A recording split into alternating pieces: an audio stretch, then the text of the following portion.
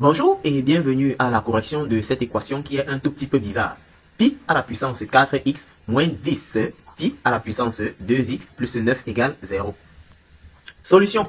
Alors, l'équation pi à la puissance 4x moins 10 pi à la puissance 2x plus 9 égale à 0 est équivalente à, je peux encore écrire pi à la puissance 4x comme étant pi à la puissance 2x, le tout à la puissance 2, moins 10, parenthèse, pi à la puissance 2x plus 9 égale à 0.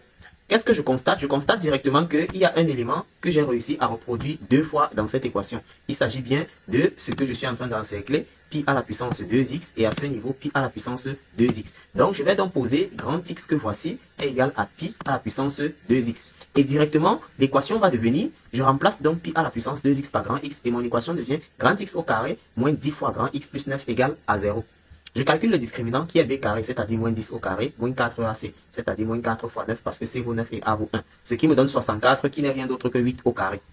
Donc, j'aurai x qui sera égal à moins b, c'est-à-dire 10, moins racine carrée de delta, c'est-à-dire moins 8 sur 2a. Donc sur 2 parce que a vaut 1 et j'obtiens 1. Ou alors, x sera égal à moins b, c'est-à-dire 10, plus racine carrée de delta, c'est-à-dire 8, ça fait 18 sur 2, qui me donne 9. Comme je connais donc les valeurs de grand X, je vais venir chercher les valeurs de petit x. Pour cela, qu'est-ce que je fais? Je vais prendre le grand X que j'ai posé à ce niveau.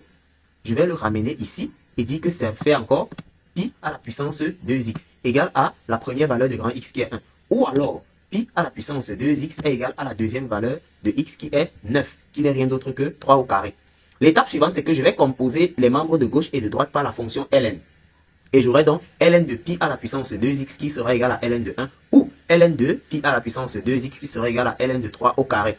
Comme le logarithme a la propriété de faire descendre la puissance 2x qui est ici va descendre pour se retrouver là. À ce niveau également, la puissance 2x qui est ici va descendre pour se retrouver là. Et le 2 qui est ici va descendre également pour se retrouver à ce niveau. Je peux simplifier par 2 comme ça, directement. Et tirer x et trouver directement ici que x est égal à ln de 3 sur ln de pi.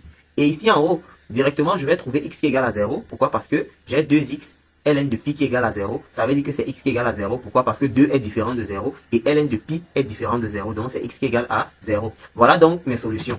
Je vais rapidement écrire l'ensemble de solutions qui sera donc, dans R, j'aurai comme solution 0 et ln de 3 sur ln de pi. On continue avec une autre équation plus complexe.